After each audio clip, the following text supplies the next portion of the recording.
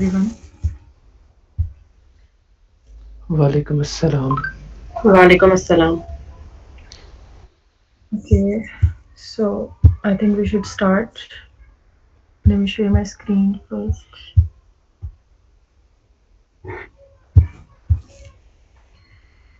Uh,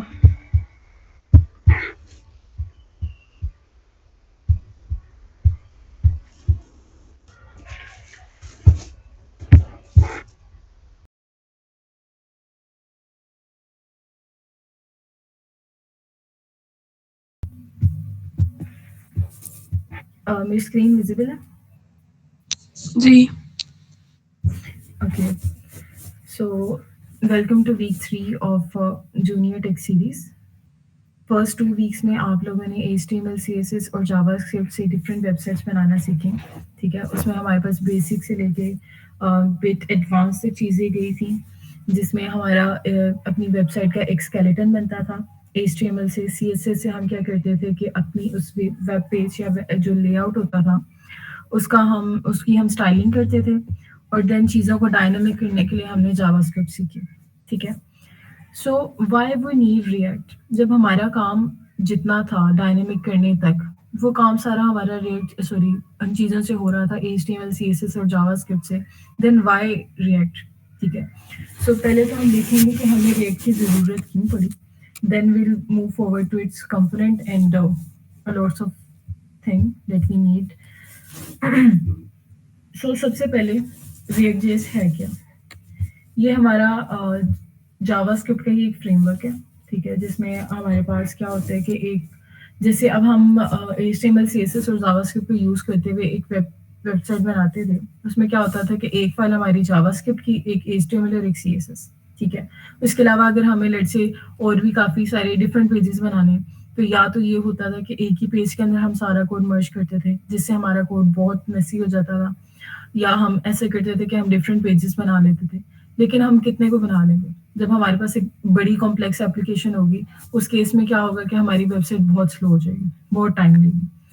तो उन cases में हम क्या करते हैं, हम प्रेफर करते हैं फ्रेमवर्क्स, जैसे कि हमारे पास Vue.js है, React.js है, Angular and next and much more. तो हम इनकी तरफ मूव करते हैं।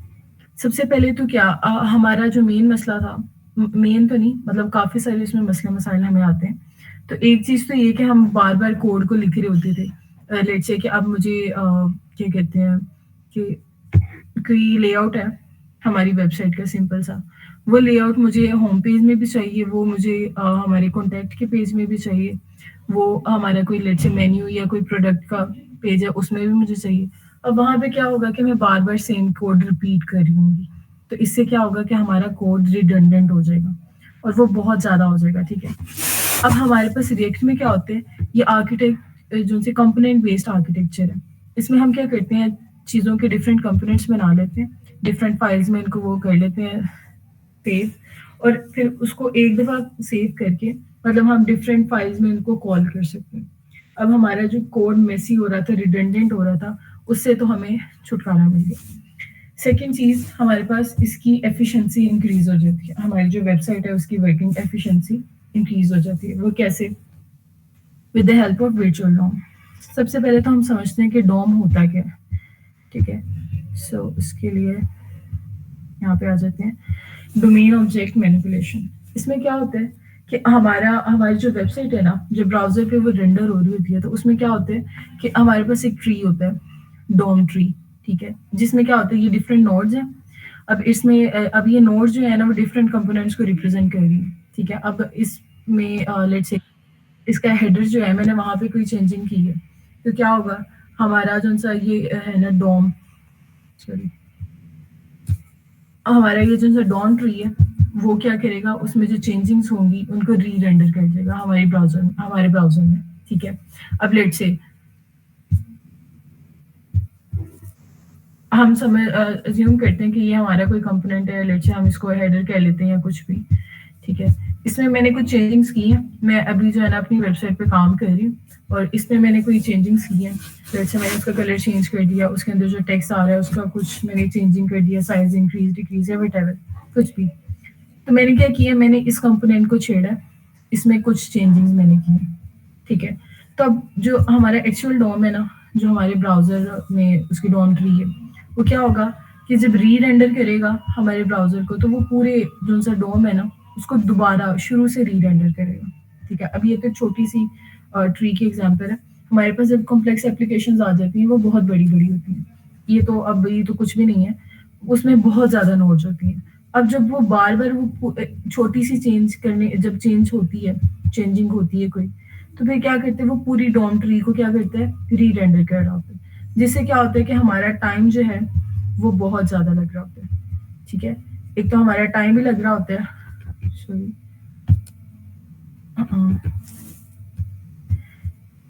एक हमारा टाइम लग रहा होता है, और उसके बाद हमारी जो सी स्पीड है, एफिशिएंसी है, वो कम होना शुरू हो जाती है, ठीक है।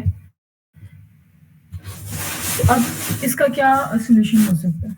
इसका सॉल्यूशन हमारे पास जो रिएक्ट हमें प्रोवाइड करता है, वो है वर्चुअल डॉम, ठीक है। अब इसमें एक छोटी-सी चेंजिंग लेट्स से मैंने हेडर में किसी कंपोनेंट में भी की है, तो वो उसको शो करवाने के लिए ब्राउज़र में वो पूरी डॉम ट्री को क्या करेगा, री-रेंडर करेगा। फिर वो अब लेट्स से यहाँ पे चेंजिंग हुई है, ठीक है। फिर इसको री-रेंडर करने के बाद यहाँ पे ये आरआर कर देते हैं इसको। री-रेंडर करने के बाद ये हमें जो दोबारा से दिखाएगा वो ये होगा, ठीक है। जो एक्चुअल हमारे ब्राउज़र में हमें उसके बाद शो हो रहा होगा। ओके, सो अब वर्चुअल डॉम क्या होते हैं? ये हमारे पास एक lightweight in memory representation of actual DOM होते हैं, ठीक है। कि हमारा अब ये जो सा डॉम है, डॉम को हम नहीं छोड़ रहे यहाँ पे, ठीक है। ये डॉम हमारा यहाँ पे जैसे है, वैसे ही डॉम यहाँ पे भी है। लेकिन वर्चुअल डॉम में क्या होता है कि हमारा जो डॉम है ना, एक्चुअल डॉम, उसकी ये एक लाइट वेट कॉपी होती है, ठीक है। ये एक लाइट वेट उसकी कॉपी होती है, ठीक है। इस कॉपी में अब क्या होता है कि अब मैंने लेट्स से किसी एक में चेंजिंग की है, ठीक है। मैंने एक कंपोनेंट में यहाँ चेंज की है, ठीक है। उसके थोड़ी देर बाद मैंने और कंपोनेंट में कुछ चेंजिंग्स की हैं लाइक दिस, ठीक है। अब वो क्या करेगा कि जो हमने स्टेट चेंज की है ना, उसको चेंज की है उसको, और हमारा जो सा मतलब ये हमारा डॉम पड़ा हुआ है वर्चुअल डॉम, ठीक है। अब ये इन दोनों में मैंने चेंजिंग की है, वो कंपेयर करेगा, सॉरी चेंजिंग को कंपेयर करेगा, देन उसको जो सा वर्चुअल डॉम है ना, सिर्फ उसको रीजेंडर कर देगा। अब यहाँ पे क्या हो रहा था कि मैं छोटी सी भी कोई चेंजिंग करती थी, वो डायरेक्ट हमारा जो एक्चुअल डॉम है उस पे जाके वो चेंज होता था, ठीक है। और वो छोटी सी चेंजिंग को उस पर शो करवाने के लिए उसको पूरा ब्राउजर रिफ्रेश करना पड़ता था, रीरेंडर करना पड़ता था। अब यहाँ पे क्या हो रहा है कि अब वर्चुअल डॉम मतलब उसने देख लिया कि यहाँ पे ये चेंजिंग हुई है इस कंपोनेंट में, उसने कंपेयर किया, डिफरेंट कहते हैं उसको, और उसके बाद हमारा जो वर्चुअल डॉम है सिर्फ उसमें सिर्फ वो वाले कंपोनेंट्स चेंज हुए जो कि यानी जिनमें हमारे पास चेंजिंग्स की गई हैं, ठीक है। और हमारा भी वर्चुअल डॉम में सिर्फ चेंजिंग हुई है। अब वो कंपेयर करेगा हमारे एक्चुअल डॉम के साथ, ठीक है। लेट्स से ये हमारे एक्चुअल डॉम्स हैं, इनके साथ इसको इसने कंपेयर किया कि भाई इसमें कौन कौन सी चीजें चेंज हुई हैं वर्चुअल डॉम में। अब यहाँ पे हमारे पास ये दो कंपोनेंट्स, ये दो नोड्स जो हैं ये चेंज हुई हैं, या इनमें कोई स्लाइटली एडिटिंग या कोई चेंजिंग की गई है, वो इसको कंपेयर करेगा, ठीक है। और फिर वो जितने हिस्से में उसको चेंजिंग मिलेगी, ठीक है, वो सिर्फ उतना हिस्सा अपडेट करेगा, इंस्टेड कि वो हमारी पूरी वेबसाइट को या पूरे डॉम को री रेंडर करेगा। अब इससे हमारी स्पीड में बहुत फर्क पड़ गया। जहाँ हमारे पास एक कॉम्प्लेक्स वेबसाइट या कॉम्प्लेक्स एप्लीकेशन है, वहाँ पे इतनी ज़्यादा नोट्स थी, अब उसमें मुझे बार बार जब भी चेंजिंग मैं कर रही हूँ, इंस्टेड के मैं पूरे ब्राउजर को री रेंडर करूँ या रिफ्रेश करूँ, तो यहाँ पे क्या हो रहा है कि जिस कंपोनेंट में चेंजिंग हो रही है सिर्फ वही वाले कंपोनेंट जो है ना री रेंडर हो रहा है दोबारा से, ठीक है। इसकी समझ आ गई?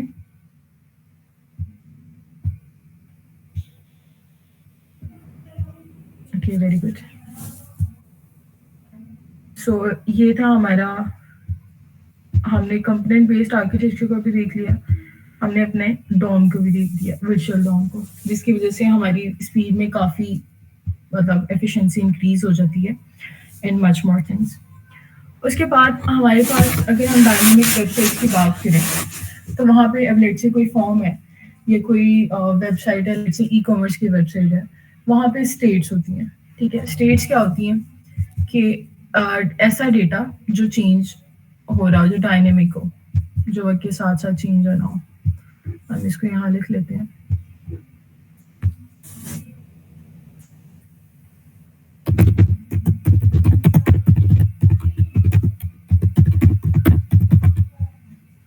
ठीक है, ऐसा डेटा जो टाइम के साथ साथ चेंज होना हो। अब लेट्स से कोई ई कॉमर्स की वेबसाइट है, ठीक है, उसमें अब जो प्रोडक्ट्स होंगे वो वक्त के साथ साथ बिक रही हैं, उनका अकाउंट क्या होगा, इंक्रीज होता जाएगा कि हाँ इतनी जो सी प्रोडक्ट्स है ना वो सेल हो गई हैं। तो वहाँ पे वो डेटा क्या है, वो सॉरी वो डायनेमिक है, उसमें वक्त के साथ साथ चेंजिंग आ रही है, ठीक है। तो ये होता है स्टेट। अब स्टेट को मैनेज करना हमारे पास सिंपल HTML CSS और उनकी वेबसाइट पे थोड़ा सा नहीं बल्कि थोड़ा ज़्यादा ही मुश्किल होता है। लेकिन रिएक्ट में हमारे पास क्या होता है, हमारे पास डिफरेंट स्टेट मैनेजमेंट टूल्स आ जाते हैं, जिसमें हम क्या कर सकते हैं, जिसको यूज़ करते हुए हम इजीली अपनी स्टेट को मेंटेन कर सकते हैं अपने ब्राउज़र में या अपने वेबसाइट में, जिसमें हमारे पास रिडक्स आ जाता है, ठीक है, और भी काफ़ी चीज़ें, ठीक है। इसमें हम डिफरेंट फाइल्स वगैरह बना के एक जगह अपनी एक्शन स्टोर कर रहे हैं, एक जगह हम उसके रिड्यूसर को स्टोर कर रहे हैं, और वो सारी चीज़ें कहाँ पे जा रही हैं, वो स्टोर में जा रही हैं, ठीक है। बल्कि ठीक है, वहाँ पे इस तरह के स्टेट मैनेज हो रही होती है। हम यहाँ पे देख लेते हैं, जैसे ये, ठीक है। यहाँ पे हम ई कॉमर्स की नहीं, यहाँ पे हम छोटी सी एग्जांपल ले लेते हैं कि अब लेट्स से यहाँ पे मेरे पास एक बटन पड़ा हुआ है काउंट का, ठीक है। काउंट का एक बटन पड़ा, और सॉरी ये बटन पड़ा हुआ है और यहाँ पे मुझे काउंट शो हो रहा है, ओके। अब मैंने इस पे ना लगाया हुआ है फंक्शन, ये बल्कि हम पहले इसको देख लेते हैं कि जितनी दफा इस बटन पे हम क्लिक करते जाएंगे हमारा अकाउंट जो है ना उतनी दफा अपडेट होता जाए। किससे अपडेट होता जाए, वो +1 होता जाए, ठीक है। कि मैंने इसको सॉरी क्लिक किया तो वो स्टेट अपडेट हुई, स्टेट चेंज होगी, ठीक है, और वो क्या हुआ, यहाँ पे जाके +1 हो गया, ठीक है। ये होता है स्टेट मैनेजमेंट। यहाँ पे अगेन ये उसकी छोटी सी एग्जांपल है। यहाँ पे अगर हम देखें तो हमने इधर स्टेट पहले डिफाइन कर दी, I think we should change it.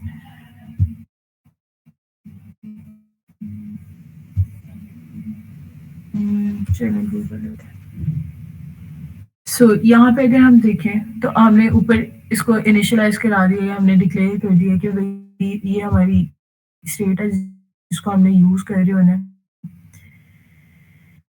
और इसको हमने इनिशियलाइज किससे करवाया, हमने 0 से, कि इनिशियली जो सी है ना ये स्टेट ये 0 होगी, ओके।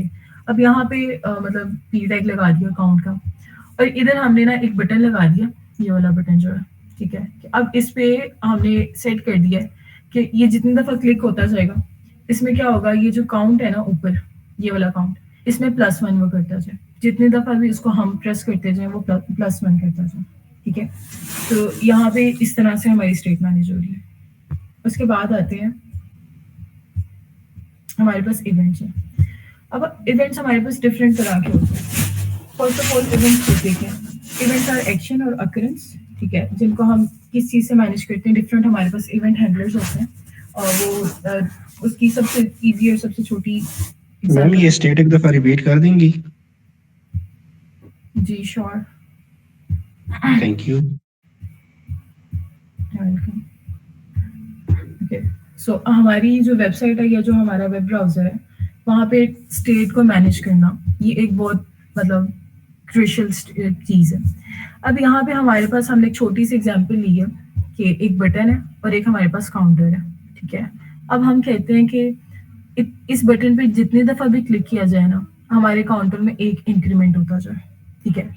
और इसको मतलब अब यहाँ पे ये जो डेटा है ना ये इंक्रीमेंट हो रहा है, ये डायनेमिक है, ठीक है, ये चेंज हो रहा है वक्त के साथ साथ। हम इसको डिक्रीज भी करवा सकते हैं, डिपेंड्स, ठीक है। सो यहाँ पे इसको हमने कोड में कैसे डिक्लेयर किया, पहले हमने यूज स्टेट को यूज करते हुए डिक्लेयर करवा दिया कि भाई काउंट और सेट काउंट ये हमारे स्टेट है, ठीक है। और रिटर्न में हमने क्या किया कि एक बटन जो से ये वाला बटन है, ठीक है, इस पे वो ऑन क्लिक जितनी दफा भी हम क्लिक करते जाएंगे तो वो काउंट में क्या करे, 1 इंक्रीज करता जाए, ठीक है। इस और इनिशियलाइज इसको हमने 0 से करवाया। अब इस पे जितनी दफा भी हम क्लिक करते जाएंगे वो क्या होगा, +1 होता जाएगा। क्लियर है? यस मैम, वो चीज तो समझ आ रही है, लेकिन यूज स्टेट फिर क्या कर रहा है यहाँ पे?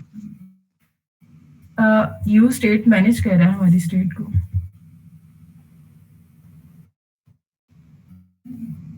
मतलब वो मैम अपडेट करेगा कोड के अंदर यूज स्टेट जो है, ये तो एक फंक्शन है ना? जी, यहाँ पे क्या होगा, अब इंक्रीमेंट हो गया, यहाँ पे पहले क्या है, वो 1 है और 0 है। जैसे जैसे इंक्रीमेंट होता जाएगा वो अब बैकएंड पे मतलब जो भी उसका होगा वहाँ पे ये इंक्रीमेंट ठीक होता है, जाएगा। देखिए पहले डीबी में वो अपडेट +1 करता जाएगा। जी ऐसे ही है, ठीक है, वो मतलब साथ साथ अपडेट करता जाएगा। फिर जब हम नेक्स्ट टाइम आएंगे अपनी वेबसाइट पे, इंस्टेड के वो 0 वो 1 ही होगा, या लेट्स से जितना भी हम छोड़ के जाएंगे वो उतना ही होगा।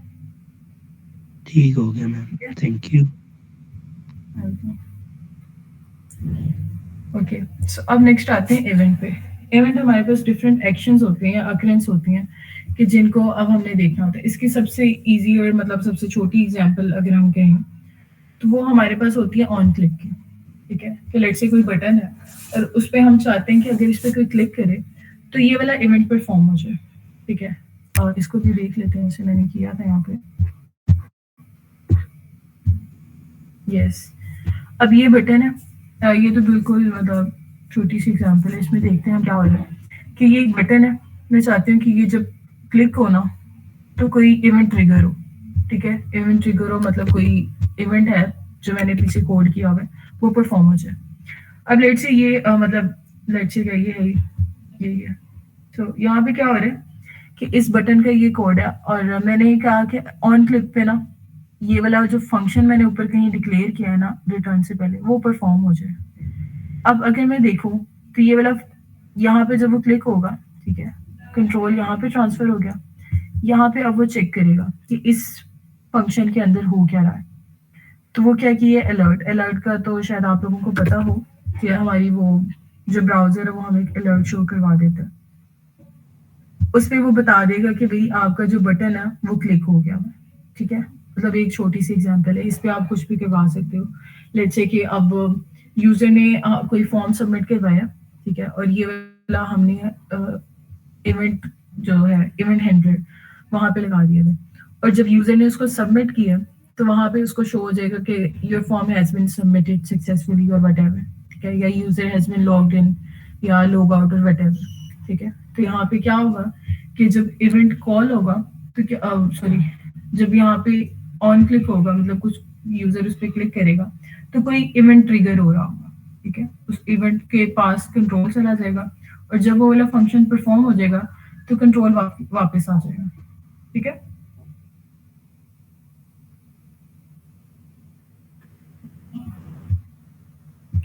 And last thing, last but not the least, props. अब फंक्शंस का तो आप सबको पता ही होगा क्या होते हैं फंक्शंस, ये बता सकते हैं मुझे?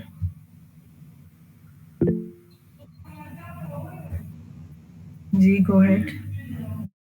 मैम फंक्शन हमारे पास ना एक ब्लॉक ऑफ कोड होता है जिसको हम मॉड्यूलराइजेशन के लिए यूज करते हैं कि हमें कोई चीज़ जो बार बार परफॉर्म करनी पड़ रही होती है ना, तो हम उसको एक फंक्शन डिफाइन कर देते हैं और वो हमारे पास कोई हमारे पैरामीटर्स हम उसको पास करते हैं और उसके अगेंस्ट वो उसके ऊपर जो है वो एक फंक्शन परफॉर्म होता है और हमें वो एक जो भी फंक्शन होते हैं वो तो वो हमें या जहाँ से वो कॉल हुआ होता है वो वैल्यू वहाँ पे वापस रिटर्न कर देता है, या फिर अगर मेरे कोई फंक्शन पे कोई चीज प्रिंट करवा रहे हैं तो वो प्रिंट कर देगा। मेन यही होता है कि वो हमें रिटर्न कर देता है कंट्रोल जहाँ से उसको कॉल किया गया हो। एग्जैक्टली, बिल्कुल ऐसे ही है। जैसे इन्होंने बताया कि हमारा हमें कोई कोड है, ब्लॉक ऑफ कोड है जो हमें बार बार चाहिए। ठीक है, तो हम क्या करते हैं, हम उसका एक फंक्शन बना देते हैं ताकि वो बार बार इंस्टेड के मैं बार बार उस कोड को लिखूं, मैं उस फंक्शन को कॉल करके उसमें props pass sorry parameters they देती हूँ कि भाई ये वाले पैरामीटर्स हैं, इन पे ये वाला फंक्शन परफॉर्म होना, और सिंपल उसमें क्या होता है वो हो जाता है परफॉर्म, और सॉरी उसका जो भी आंसर या कोई वैल्यू रिटर्न होनी होती है तो वो रिटर्न हो जाती है, अदरवाइज अगर कुछ प्रिंट होना होता है तो वो हो जाता है। ओके, फंक्शन का तो पता चल गया। ठीक है, अब प्रॉप्स क्या होते हैं? ठीक है, इसको हम देखते हैं। अब यहाँ पे मेरे पास दो फंक्शंस हैं। ठीक है, एक मेरा फंक्शन है पेरेंट कंपोनेंट और एक है मेरे पास चाइल्ड कंपोनेंट।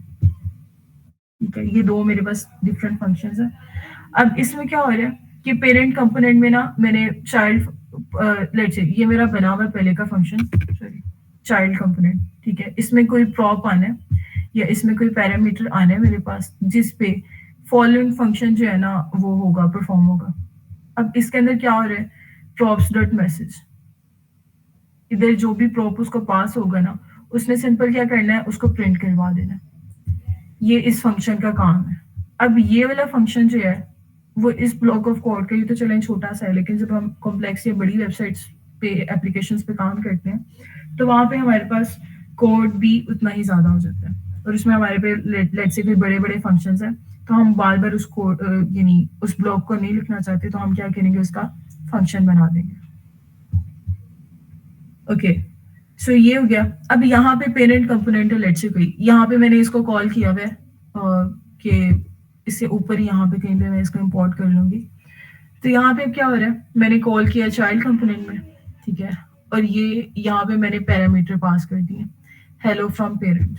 ठीक है, अब क्या होगा, ये वाला मैसेज जो है ना, ये जो मैसेज के अंदर हमें मिल गई है वैल्यू, ये प्रॉप, ये क्या होगा, ये आ जाएगा हमारे पास इधर इस प्रॉप की वैल्यू में। और प्रॉप क्या कर रहा है यहाँ पे, सिंपल इसको डिस्प्ले करवा रहा है। ओह सॉरी, ये यहाँ पे आके डिस्प्ले हो जाएगा। ठीक है, और ये जब डिस्प्ले होगा तो ये क्या होगा, हमारे ब्राउजर में हमें शो हो जाएगा। इसके आगे समझ,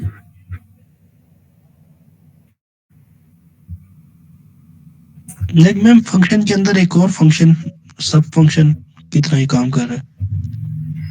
नहीं, ये आप ऐसे समझ लें कि ये दो डिफरेंट फाइल्स हैं, मैंने इनको यहाँ पे इकट्ठे लिखा हुआ है। मतलब बेसिकली यहाँ पे क्या हो रहा है, ये एक फंक्शन या कह लें, यहाँ हमने इसको कंपोनेंट बनाया हुआ है किसी सेपरेट फाइल में। ठीक है, मैं इसको बार बार कॉल करना चाह रही हूँ अपने डिफरेंट कंपोनेंट्स में या डिफरेंट फाइल्स में।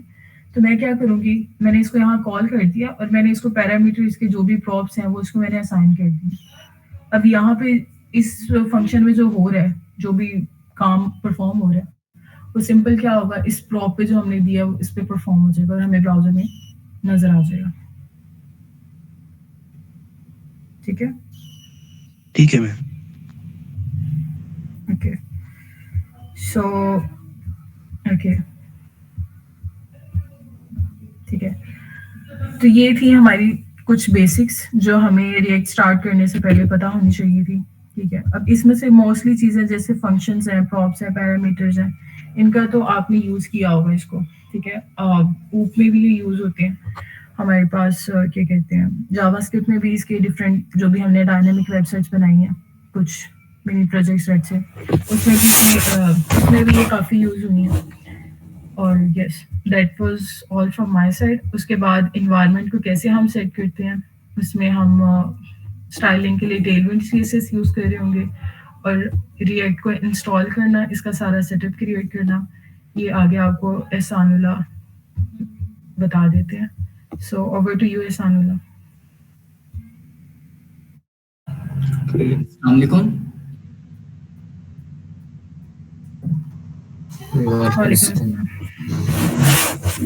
वालेकुम अस्सलाम। ओके, अब हम रिएक्ट का जो है वो इंस्टॉल करेंगे।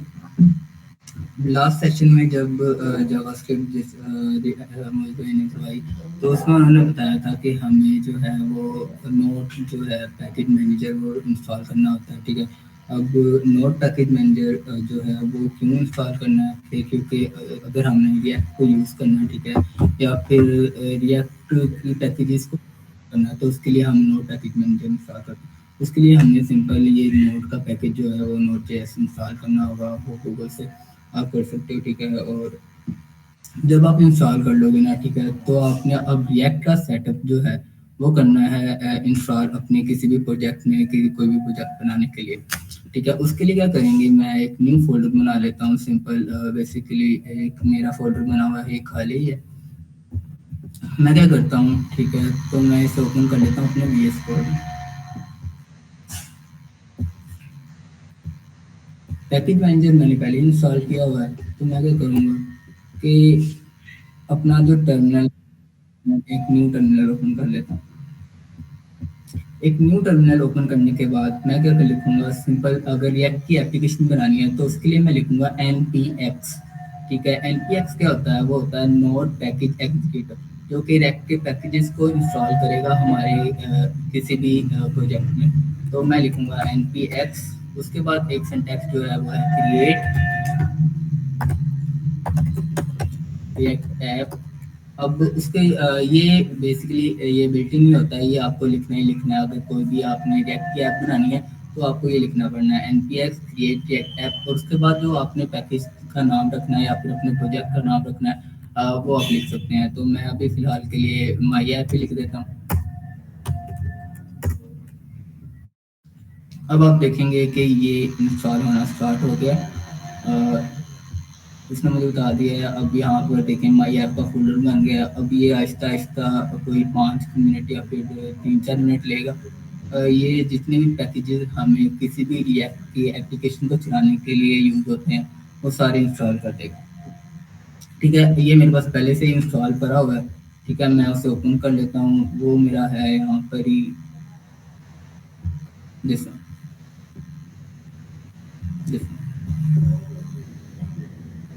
ठीक है। अब जब मेरे सारे पैकेजेस इंस्टॉल हो जाएंगे, ठीक है, तो मुझे एक मैसेज शो हो जाएगा कि हमारे जो पैकेजेस हैं वो इंस्टॉल हो गए हैं।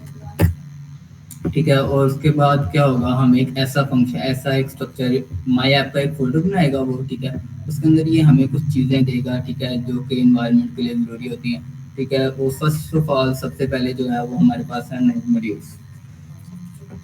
अब नोड मॉड्यूल्स क्या कर रहे हैं, ठीक है, अब नोड मॉड्यूल्स क्या है, ये सारा सोर्स कोड बेसिकली रखता है जो कि हमने पैकेजेस इंस्टॉल किए हैं इस ऐप को बनाने के लिए, जैसे कि रिएक्ट है, रिएक्ट डोम है, और जो काफ़ी पैकेजेस हैं वो सारे आगे मैं आपको बताता हूँ कि कौन कौन से जितने भी पैकेजेस हैं। ठीक है, उनका सोर्स कोड हमारे पास पड़ा हुआ है नोड मॉड्यूल्स में। पैकेजेस जैसे ये बिन है, केज है, इलेबल है, बेबल है, सारे पैकेजेस हैं, इनका सोर्स कोड आगे फाइल्स में पड़ा होगा। ये देखिए, आप यहाँ से देख सकते हैं। ठीक है, नोड मॉड्यूल्स का आपको पता लग गया। अब जो दूसरा फोल्डर है हमारे पास वो है पब्लिक फोल्डर। पब्लिक फोल्डर क्या है, ये स्टैटिकली सर्व्ड होता है। अब इसका क्या मतलब है और ये सर्व कहाँ पर होता है? बेसिकली ये स्टैटिकली सर्व होता है हमारे फ्रंट एंड पे। अब पब्लिक फोल्डर में आप डिफरेंट चीज़ें देख रहे हैं, आइकन देख रहे हैं, ठीक है, जिसके अंदर रिएक्ट का आइकन पड़ा हुआ है, लोगो देख रहे हो, और स्टैटिकली सर्व का मतलब ये है कि ये फ्रंट एंड पे स्टैटिकली सर्व हो रहा है। इसका मतलब ये है कि मैं इसको अपने फ्रंट एंड पे इजीली देख सकता हूँ। अगर मैं यहाँ पर अपना पैकेज रन करता हूँ, ओके, इसको मैं क्लोज कर देता हूँ, इसको भी क्लोज कर देता हूँ और आ जाता हूँ अपने विजुअल स्टूडियो कोड। ठीक है, इसको क्योंकि ये ऐप बन गई है तो मैंने इसे रन भी करना है। तो सबसे पहले मैं क्या करूँगा कि अपनी माई ऐप वाले फोल्डर में आऊँगा। उसके लिए मैंने चेंज करनी है अपनी डायरेक्टरी को। तो चेंज डायरेक्टरी के लिए हमारे पास यूज़ होता है CD मीन्स चेंज डायरेक्टरी, और जिस डायरेक्टरी में आना है वो है हमारे पास माई ऐप। तो मैंने लिख दिया माई ऐप। अब मैं माई ऐप वाले फोल्डर में आ गया। अब इसे रन करने के लिए वो मुझे एक स्क्रिप्ट पहले से ही बिल्ट-इन स्क्रिप्ट है जो कि मुझे देता है, वो है npm स्टार्ट। जब मैंने इसे npm स्टार्ट किया, ठीक है, तो वो इसे हमारे एक ब्राउजर में चला देगा जो कि विर्चुअल डोम है। ताहिरा ने आपको बताया कि विर्चुअल डोम क्या होता है। अब ये बाय डिफ़ॉल्ट मुझे क्या कर देगा, उस विर्चुअल डोम वाले पेज पे ले जाएगा। लोकल 3000 पे ये चलता होता है। और पब्लिक डायरेक्टरी का जो मैं बता रहा था आपको कि ये स्टैटिकली सर्व्ड होता है, स्टैटिकली सर्व्ड होता है। ठीक है, अब स्टैटिकली सर्व का मतलब ये है कि इसके अंदर जितनी भी चीज़ें भरी हैं वो मैं अपने ब्राउज़र पे कहीं भी असेस कर सकता हूँ। कैसे असेस कर सकता हूँ? फर्स्ट कर लो, हमारे पास ये लोगो भरा हुआ है, करके ये भरा हुआ हमारे पास लोगो 512.png। अगर मैंने इससे, क्योंकि ये पब्लिक है, तो मैं इसे अपने ब्राउज़र पे स्टैटिकली सर्व्ड है और मैं इसे अपने ब्राउज़र पे देख सकता हूँ। तो मैं इसे क्या लिखूँगा, लोगो 512.png। नाउ यू कैन सी ये जो लोगो है हमें शो हो रहा है। अगर हमें कोई भी फाइल इसमें से चाहिए ना, ठीक है, अगर वो पब्लिक में भरी है तो हम उसे सीधा अपने फ्रंट एंड पे, ठीक है, लोकल उसके आगे उसका नेम लिख के एक्सेस कर सकते हैं। पब्लिक फोल्डर का आपको पता लग गया। ठीक है, अब पब्लिक फोल्डर में एक हमारे पास एक फाइल भरी हुई है index.html। ठीक है। index.html अब क्या कर रही है, index.html बेसिकली ये बाय डिफॉल्ट HTML में एग्जीक्यूट होती है, बाय डिफॉल्ट HTML में एग्जीक्यूट होती है।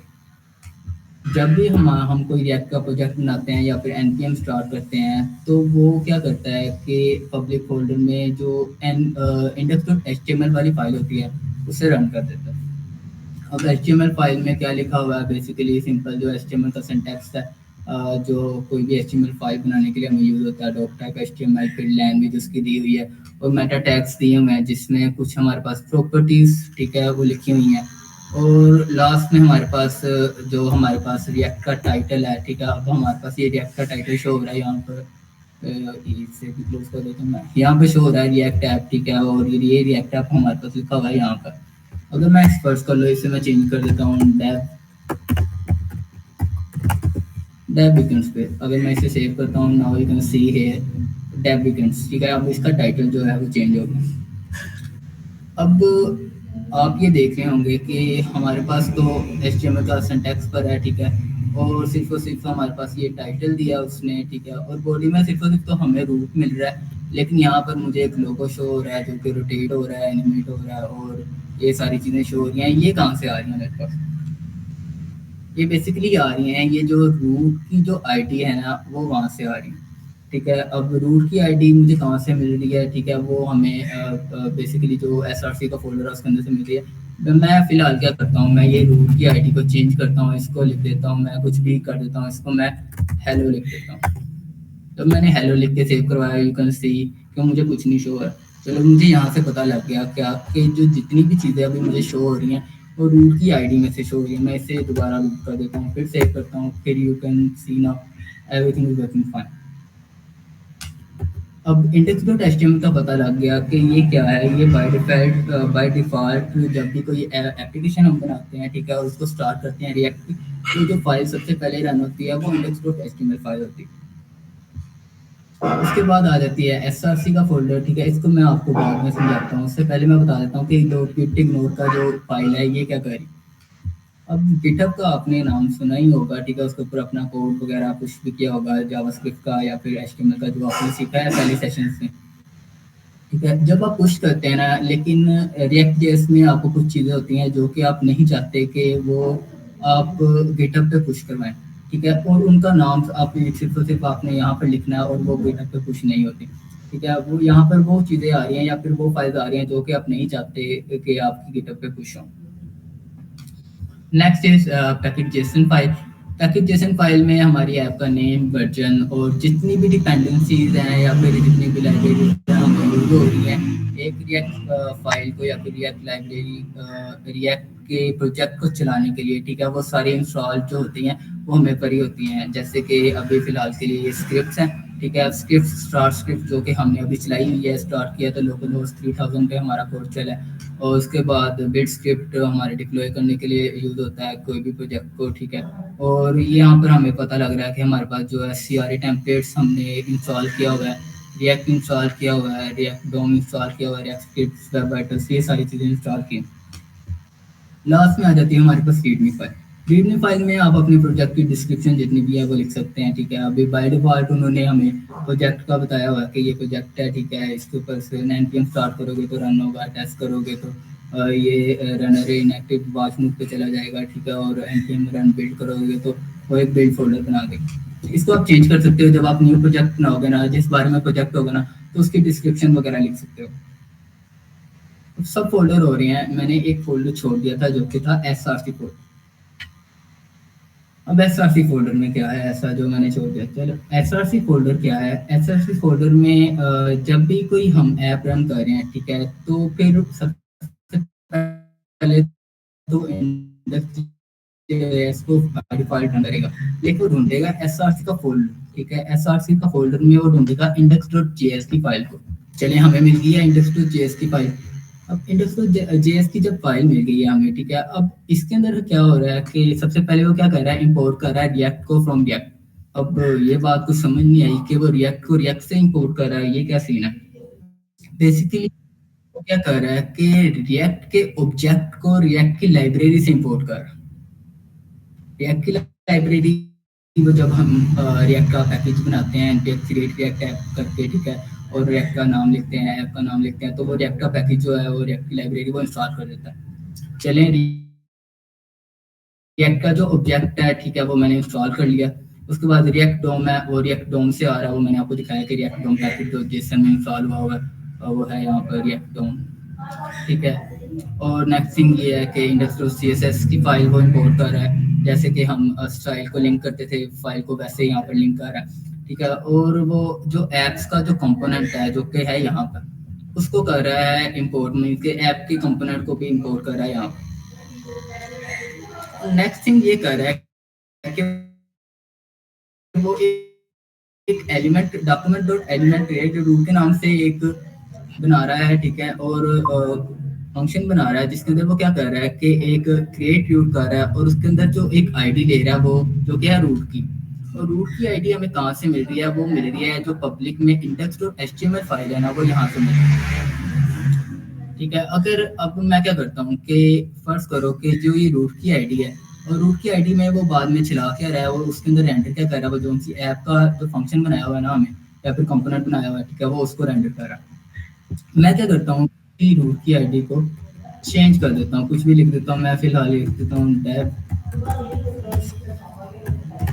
वीकेंड्स, मैंने इसको लिख दिया है डेव वीकेंड्स, और index.html फाइल है, ओके। अब मैं यहाँ पर चेक करता हूँ कि ये मेरा जो ऐप है ये चल रही है कि नहीं चल रही, और मेरी ऐप फिलहाल के लिए बंद हो गई। लेकिन मैं क्या करता हूँ, क्योंकि ये मैंने बताया कि index.html से हमें मिल रही है रूट की फाइल, रूट की आईडी मिल रही है। जब मैंने आईडी चेंज की तो मैं इधर अगर टैब वीकेंड से लिख लूँ तो क्या ये चलेगा, देखता हूँ मैं। सी, क्योंकि मुझे आईडी index.html से मिल रही थी, तो मैंने दोनों की जब आईडी चेंज की तो वो सही वर्क कर, ठीक है। अभी मैं इसे रूट ही कर देता हूँ, और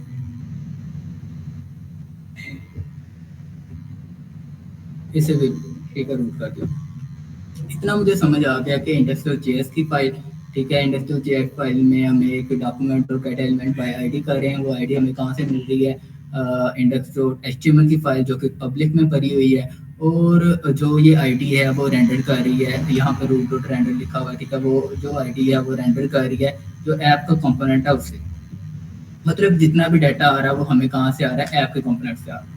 मैं देखता हूँ ऐप के कंपोनेंट में क्या भरा हुआ है, ठीक है, ऐप का कंपोनेंट बनाया हुआ है, उसके अंदर सबसे पहले जो लोगो है वो इंपोर्ट किया हुआ है, ठीक है, app.css को इंपोर्ट किया हुआ है, और उसके अंदर जो जो चीज़ें हमें चाहिए, ठीक है। अब यहाँ पर अगर हम देखें तो edit src js save by to reload, ये लिखा हुआ है edit src app.js save to reload, और उसके बाद जो app.link है वो सारी चीज़ें अब मुझे मिल रही हैं app.js की फाइल, ठीक है। अब मैं क्या करता हूँ बेसिकली, क्योंकि ये कंपोनेंट है, मैं इसे क्या करता हूँ, इस सब को रिमूव करता हूँ, ठीक है, डिप रहने देता हूँ।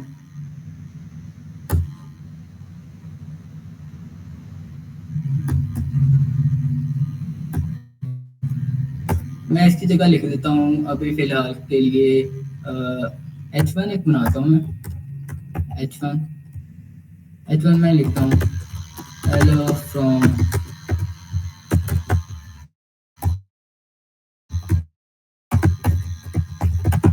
dev weekends, ठीक है। अब यू कैन सी नाउ कि हमारे पास जो है, मैंने पहले बताया कि जो जितना भी डाटा आ रहा है वो रेंडर रूट के फंक्शन, रूट की जो आईडी है उससे रेंडर हो रहा है, कहाँ से आ रहा है, वो ऐप के फंक्शन से, ठीक है, ऐप का जो कंपोनेंट है वहाँ से। जब मैंने ऐप के कंपोनेंट में वो सारी चीज़ें हटा के अपना एक कोड लिखा, मीन्स के h1 की आईडी लिखी, ठीक है, तो फिर वो हमें ये शो करवा दिया उसने, जो कि है जो हमने कोड लिखा या फिर h1 की आईडी लिखी, ठीक है। अब इतना पता लग गया कि हाँ हमें जो फाइल स्ट्रक्चर है वो कैसे वर्क कर रहा है, ठीक है, मतलब जितना भी सोर्स को हमने अपने प्रोजेक्ट के लिए यूज करना है वो SRC के फोल्डर में पड़ा हुआ है, और जो मेन कंपोनेंट है उसके अंदर वो है app.js। अब यहाँ तक अगर किसी का सवाल है कोई, वो मुझे बताए।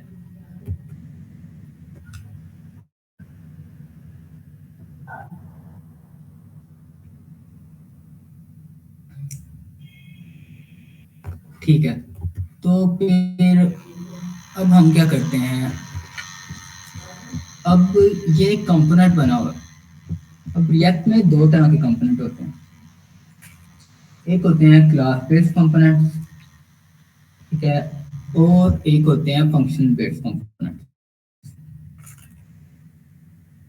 अब कंपोनेंट्स क्या होते हैं? बेसिकली कंपोनेंट्स जो हैं वो बिल्डिंग ब्लॉक्स हैं किसी भी रिएक्ट एप्लीकेशन के, ठीक है। अब ये एक एप्लीकेशन में एक भी हो सकता है या एक से ज़्यादा भी हो सकते हैं, ठीक है। अब दो तरह के कंपोनेंट्स मैंने आपको बताए हैं, क्लास बेस्ड कंपोनेंट्स और फंक्शनल बेस्ड कंपोनेंट्स। मैं इनको अब बताऊंगा कि ये दोनों क्या होते हैं और कैसे वर्क करते हैं। अब क्लास बेस्ड कंपोनेंट्स पे आता हूँ मैं। क्लास बेस्ड कंपोनेंट्स बेसिकली जो हैं वो बेस्ड करते हैं जेएस जावास्क्रिप्ट की क्लासेस पे, ठीक है। और जब ये जावास्क्रिप्ट रिएक्ट जो है इंट्रोड्यूस हुई थी, ठीक है, तो ये एक प्राइमरी वे था, ठीक है, किसी भी क्लास को लिखने का विद कंपोनेंट्स के साथ। लेकिन अब हुक्स वगैरह यूज होते हैं, ठीक है, अब वो भी आगे हम सेशन में करवाएंगे। तो मैं आपको एक क्लास बेस्ड कंपोनेंट्स बना के दिखा देता हूँ कि क्लास बेस्ड कंपोनेंट का सिंटैक्स क्या होता है। मैं फिलहाल के लिए क्या करता हूँ, इस सबको यहाँ से रिमूव कर देता हूँ, एक न्यू क्लास बेस्ड कंपोनेंट बनाता हूँ, जिसके लिए सबसे पहले मैंने आपको बताया था कि जो रिएक्ट है, ठीक है, वो कंपोनेंट बनाने के लिए मुझे रिएक्ट ऑब्जेक्ट को रिएक्ट की लाइब्रेरी से इंपोर्ट करना पड़ेगा। तो मैं क्या करता हूँ, सबसे पहले इंपोर्ट करूंगा रिएक्ट के ऑब्जेक्ट को,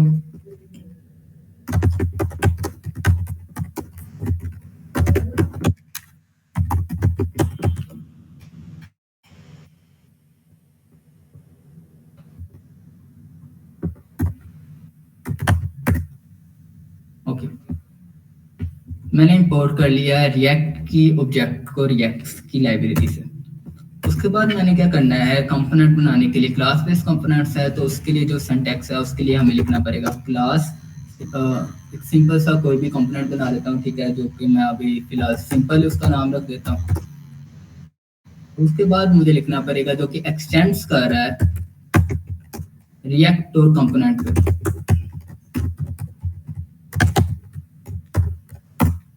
मैं इसे ऐसे भी लिख सकता हूँ, ठीक है, या फिर मैं इसको अलग से यहाँ पर इंपोर्ट भी कर सकता हूँ जो रिएक्ट से। उसके बाद एक स्टेट ले रहा हूँ मैं, ठीक है। अब स्टेट क्या होता है, स्टेट में जो वो क्या नाम है, ये कंपोनेंट्स होते हैं क्लास बेस्ड कंपोनेंट्स, ठीक है। अब स्टेट्स के अंदर जितना भी डाटा हमें चाहिए होता है ना, ठीक है, वो सारा मौजूद होता है। उसके बाद हमने रेंडर करना होता है उस कंपोनेंट को, और रेंडर में हमने जो भी चीज रिटर्न करवानी होती है वो चीज हम लिख देते हैं, ठीक है। अभी फिलहाल के लिए मैं रिटर्न करवा देता हूँ एक डिव को,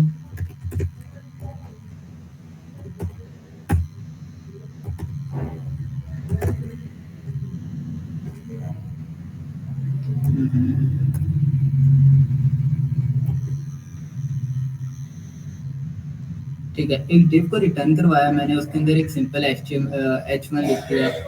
ओके, ये प्रॉब्लम थी जो कि मैं कर रहा था, ठीक है। एक डिव बनाई मैंने सिंपल, उसके अंदर एक सिंपल सा रिएक्ट का पास कर दिया, वो इसको मैं चेंज कर देता हूँ, इसको मैं लिख देता हूँ हेलो फ्रॉम,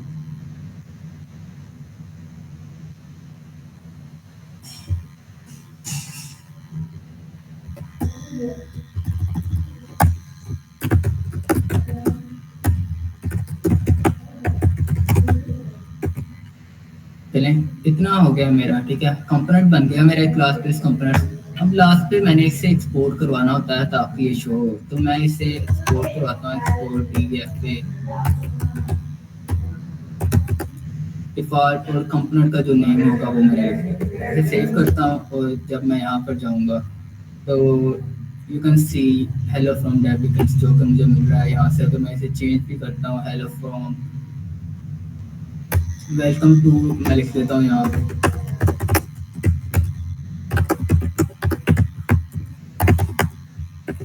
सेव करता हूँ। Now you can see welcome to tech. ये क्लास बेस्ड कंपोनेंट्स का सिंटैक्स था, ठीक है। इसकी एक एग्जांपल दे देता हूँ जिसके अंदर मैं क्या करता हूँ, एक क्लास बेस्ड कंपोनेंट बनाता हूँ, ठीक है, जिसके अंदर एक मैसेज पास हो रहा है, ठीक है। और वो क्या करेगा कि वो क्लास बेस्ड कंपोनेंट के ऊपर एक मैं बटन बनाता हूँ, और उस बटन में वो चेंज कर देगा उसका टेक्स्ट जो भी हो। जब भी वो बटन पे क्लिक होगा, ऑन क्लिक होगा, इवेंट्स का बताया ताहिरा ने आपको, ठीक है। जब भी उस बटन पे क्लिक होगा तो उसका वो टेक्स्ट चेंज कर देगा। ठीक है। तो फिर इसका सिर्फ और सिर्फ मैं क्या करता हूँ, नाम ही चेंज कर देता हूँ। ठीक है, चेंज टेक्स्ट कंपोनेंट। ठीक है, एक्सपोर्ट भी इसे ही करता हूँ, चेंज टेक्स्ट कंपोनेंट।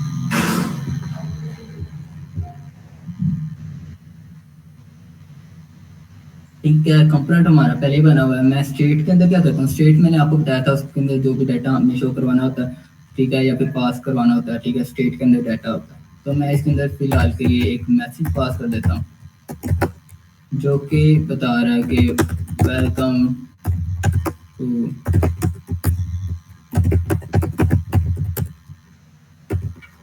अब मैसेज पास हो गया हमारे पास। ओके, इसको मैं डिलीट करता हूँ यहाँ से। अब मैंने यहाँ पर मैसेज शो करवाना, तो सिंपल मुझे यहाँ पर लिखना पड़ेगा दिस डॉट सेट स्टेट। ठीक है, और उसके अंदर जो भी हमारा मैसेज हमने शो करवाना है, तो फिर हम उसके अंदर मैसेज लिख देंगे। बस एक डॉट मैसेज लिखना पड़ेगा मुझे, MASS। मैं सेव करता हूँ इसे, और यहाँ पर अगर जाता हूँ तो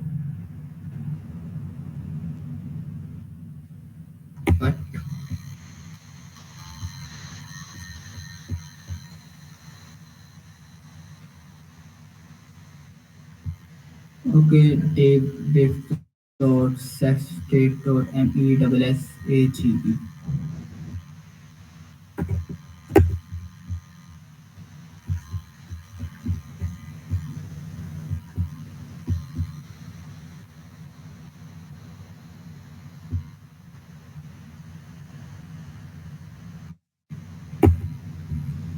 एक सेकंड, मैं देखूं कि ये क्यों नहीं कर रहा है।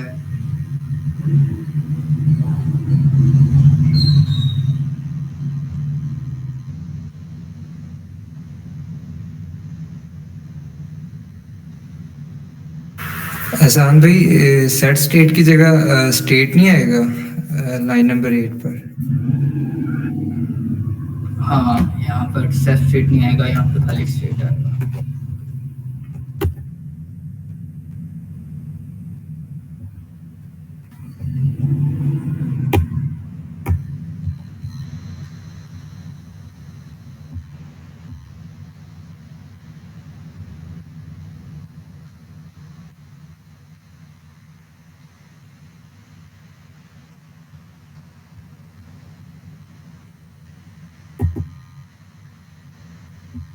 Okay, again error.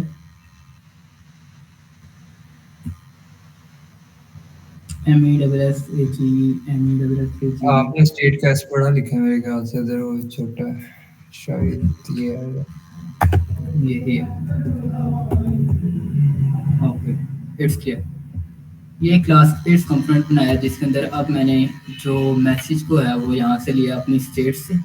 ठीक है, अब मैं क्या करता हूँ, क्योंकि मैंने एक फंक्शन बनाना है जिसके अंदर क्या करना है, मैंने जब भी काउंट क्लिक हो वो फंक्शन रन हो और वो हमारी मैसेज को चेंज कर दे। ठीक है, तो मैं क्या करता हूँ, एक नया फंक्शन बना लेता हूँ। ठीक है, वो चेंज मैसेज के नाम से एक फंक्शन बना लेता हूँ। ठीक है, अब एक एरो फंक्शन बनाऊंगा मैं। ठीक है, जिसके अंदर मैं क्या कर रहा हूँ, जो मैसेज है, ठीक है, उसकी स्टेट को चेंज करके उसका जो भी हमने मैसेज है उसको चेंज करवा दूंगा, और दिस डॉट सेट स्टेट लिखूंगा मैं। ठीक है, अब जो भी मैसेज हमने न्यू चेंज करना है ना वो लिख दूंगा मैं।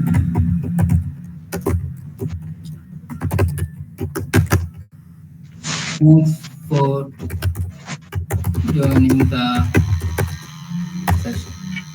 अब फंक्शन बना दिया मैंने। ठीक है, अब उसको मैंने यहाँ पे शो भी करवाना है। वो कैसे शो करवाऊंगा, उसके लिए मैं एक बटन बना लेता हूँ यहाँ पर। अब बटन के अंदर मैं इसका टेक्स्ट लिख देता हूँ कि क्लिक मी।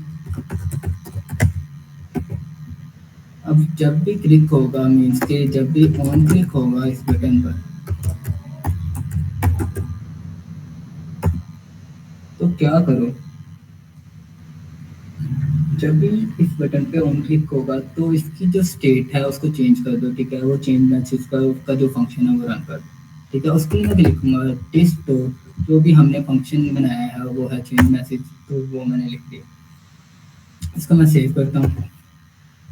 अब यहाँ पर जाऊँगा, जब मैं क्लिक करूँगा नाउ यू कैन सी जो हमारा ये चेंज मैसेज वाला क्लास कंपोनेंट है वो रन। अब क्लास कंपोनेंट्स का मैंने आपको बता दिया, ठीक है। क्लास कंपोनेंट्स क्या होते हैं, ठीक है, और कैसे यूज़ होते हैं, लेकिन ये ज़्यादातर हम यूज़ नहीं करते, ठीक है। हम ज़्यादातर जो यूज़ करते हैं वो करते हैं फंक्शन बेस्ड कंपोनेंट, जो फंक्शनल कंपोनेंट्स होते हैं रिएक्ट, ठीक है। अब उसको मैं थोड़ा सा इंट्रो देता हूँ, ठीक है, कि फंक्शन बेस्ड कंपोनेंट्स कैसे काम करते हैं, ठीक है, और क्या होता है उसका, ठीक है। तो फंक्शन बेस्ड कंपोनेंट्स में को बनाने के लिए हमें सिंपल एक फंक्शन लिखना पड़ेगा, ठीक है, और उसके बाद उसको वर्क करवाना पड़ेगा। सबसे पहले, क्योंकि मैंने बताया कि किसी भी कंपोनेंट को बनाने के लिए मुझे जो है रिएक्ट को इंपोर्ट करना पड़ेगा, तो मैंने यहाँ पर रिएक्ट को इंपोर्ट कर लिया। फंक्शन बेस्ड कंपोनेंट बनाने के लिए मैं भी सेम कंपोनेंट बना रहा हूँ, ठीक है, जो कि मैंने चेंज करने के लिए टेक्स्ट बनाया था यहाँ पर क्लास बेस्ड कंपोनेंट से, ठीक है। अब वो जो उसका टेक्स्ट है वो मैं चेंज करूंगा एक फंक्शन बेस्ड कंपोनेंट के साथ, ठीक है। तो फिर वो क्या मैं लिखता हूँ कि एक फंक्शन बनाता हूँ, क्या, जिसका नेम हम कुछ भी लिख सकते हैं। मैं चेंज टेक्स्ट, ठीक है, बना देता हूँ, ठीक है, change text component.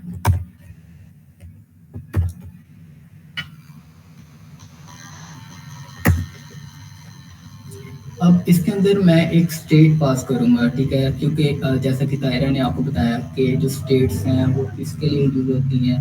States basically जो भी हमारे पास जो डाटा होता है उसको डायनामिक और उसको ओवर टाइम चेंज करने के लिए यूज होती हैं। क्योंकि फंक्शन में अब मैं टेक्स्ट को चेंज करवा रहा हूँ, ठीक है, उसके लिए मैं एक स्टेट यूज करूंगा, ठीक है, जो कि हमारे पास फिलहाल के लिए मैसेज को चेंज कर रहा हूँ, तो मैं मैसेज के नेम से ही बना देता हूँ, ठीक है, कॉन्स्ट मैसेज। और जो उसका मैसेज हमने न्यू लिखना है वो इज इक्वल टू जो स्टेट लिखूंगा मैं। जो भी मैसेज हमारा करंट होगा ना वो लिख दूंगा। वो फिलहाल के लिए वेलकम टू रिएक्ट जो है वो यहाँ पे लिख दिया मैंने, वेलकम टू रिएक्ट सेक्शन, ठीक है। अब ये तो मैंने कर दिया है, ठीक है। अब क्या करना है मैंने कि अब जो एक फंक्शन बनाना है जो कि चेंज मैसेज करने के लिए यूज हो, जो कि सेट मैसेज को, जो न्यू सेट मैसेज को रन करेगा, ठीक है, वो एक फंक्शन बना देता हूँ मैं, एक कॉन्स्ट बनाता हूँ, ठीक है, जो कि क्या करेगा, चेंज, जो कि चेंज मैसेज करेगा। एक एरो फंक्शन है जो क्या कर रहा है, जो सेट मैसेज है, ठीक है, उसकी जो वैल्यू है उसको चेंज कर रहा है। क्या वो फिलहाल के लिए मैं लिख दिया thank for joining the session. अब इतना हो गया हमारे पास। अब रिटर्न क्या करवाना है हमने, मैं रिटर्न करवाता हूँ RETUR। रिटर्न में मैं एक डिव रिटर्न करवा रहा हूँ, एक सेकंड।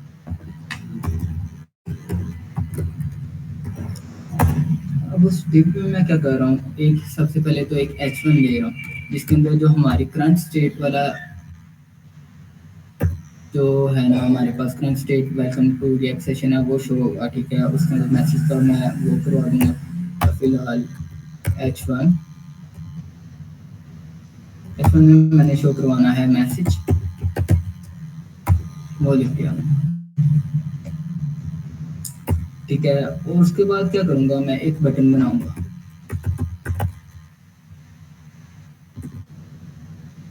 बटन क्लिक मी का बटन बनाया एक मैंने, ठीक है। अब बटन पे जब कोई क्लिक करेगा, जब भी बटन पे कोई क्लिक कर रहा है तो मुझे क्या चाहिए, मैं चाहता हूँ कि जो ये चेंज मैसेज वाला हमारे पास जो सेट स्टेट कर रहा है, ठीक है, वो रन हो जाए। तो मैं लिख दूंगा यहाँ पर चेंज मैसेज के एक हमारे पास एक वार्निंग दे रहा है FUNC, लास्ट पे इस फंक्शन को एक्सपोर्ट करना होता है, तो मैं इसको एक्सपोर्ट कर देता हूँ यहाँ पर एक्सपोर्ट डिफॉल्ट टेक्स्ट जो text.com बनाया मैंने चेंज टेक्स्ट। ओके, एक एरर दे रहा है वो मुझे,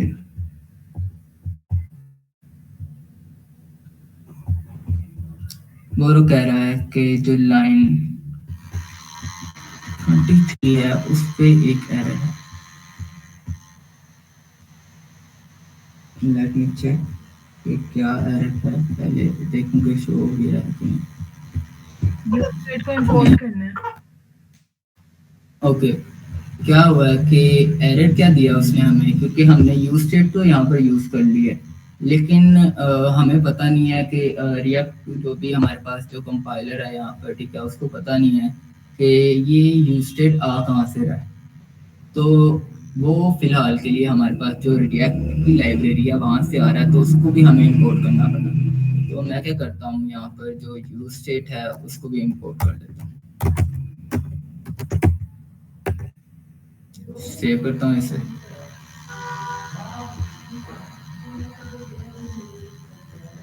अब देखता हूँ कोई एरर तो नहीं आ रहा। Now you can see our app is running.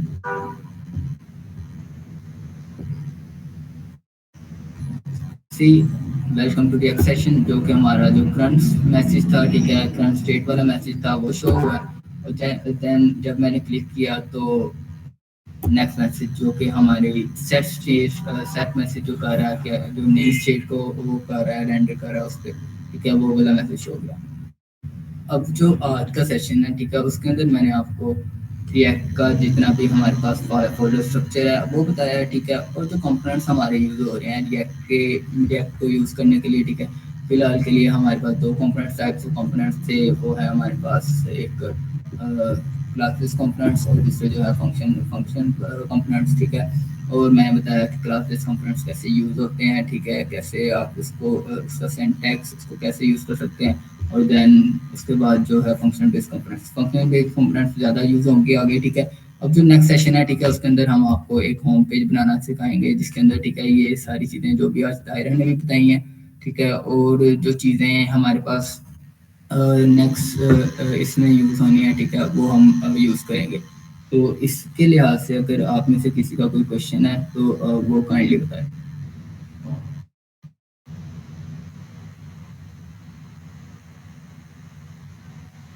मेरा एक क्वेश्चन है सानुल्लाह भाई।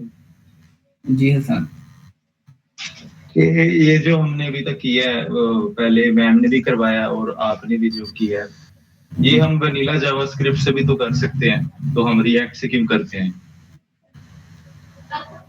वो बेसिकली रिएक्ट के एडवांटेजेस में आ जाता है कि उन्होंने बताया कि रिएक्ट के जो एडवांटेजेस हैं वो ये हैं कि बेसिकली ये इजी क्रिएशन को करता है। वर्चुअल डोम, इसके पास अपना एक वर्चुअल डोम होता है जो कि क्या करता है कि जो जितना भी मीन्स के एक डोम है ना, ठीक है, उसको कॉपी कर लेता है, एक न्यू वर्चुअल डोम बनाता है, फिर वो चेंजेस जो है वो पूरा रेंडर नहीं करना पड़ता या फिर पूरा रिफ्रेश नहीं करना पड़ता उस पेज को। तो वो क्या करता है कि सिर्फ और सिर्फ जिस कंपोनेंट में चेंजिंग वगैरह हुई होती हैं, ठीक है, उसको चेंज कर देता है।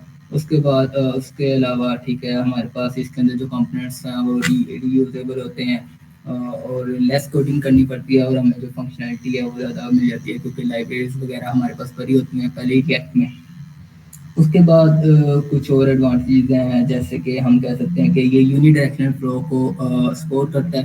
यूनिडायरेक्शनल फ्लो ये है कि अब जो पेरेंट है, ठीक है, वो सिर्फ और सिर्फ चाइल्ड का डाटा असेस कर सकता है और चाइल्ड को डाटा दे सकता है, लेकिन जो चाइल्ड है वो डायरेक्टली पेरेंट को डाटा नहीं दे सकता। वो फिर किसी तरीके से जैसे कि प्रोक्स वगैरह के जरिए अपना डाटा जो है वो पेरेंट को दे सकता है या फिर पेरेंट में चेंज कर सकता है। मोर एफिशिएंट है वो ताहिरा ने बताया। और उसके बाद ये एक JSX का सिंटैक्स जो है यूज़ करता है, ठीक है, जो कि HTML और JS का मिक्सचर होता है, ठीक है, जिससे आपको बेसिकली रिएक्ट को करने में मोर इजी हो जाता है, आपको रिएक्ट सीखने में और रिएक्ट को क्या कोड करने में।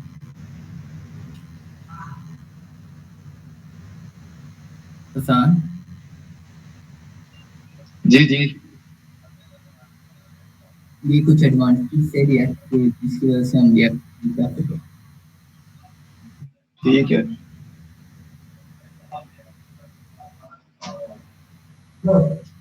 और किसी का कोई क्वेश्चन?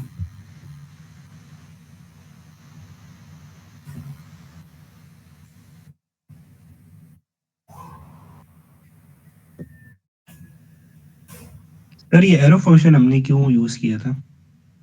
एरो फंक्शन मतलब बहुत समझ आ गया था, लेकिन ये यूज क्यों, मतलब एरो फंक्शन क्या होता है? एरो फंक्शन जैसे एक सिंपल फंक्शन होता है ना, ठीक है, वैसे ही काम वही कर रहा होता है एरो फंक्शन, ठीक है, लेकिन ये ज्यादा एफिशिएंट है सिंपल फंक्शन से।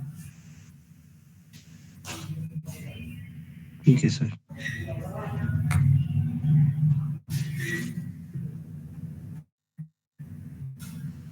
Anything more?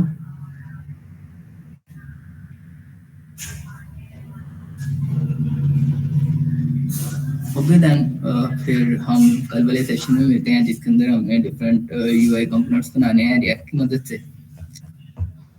ओके फिर अल्लाह हाफिज़।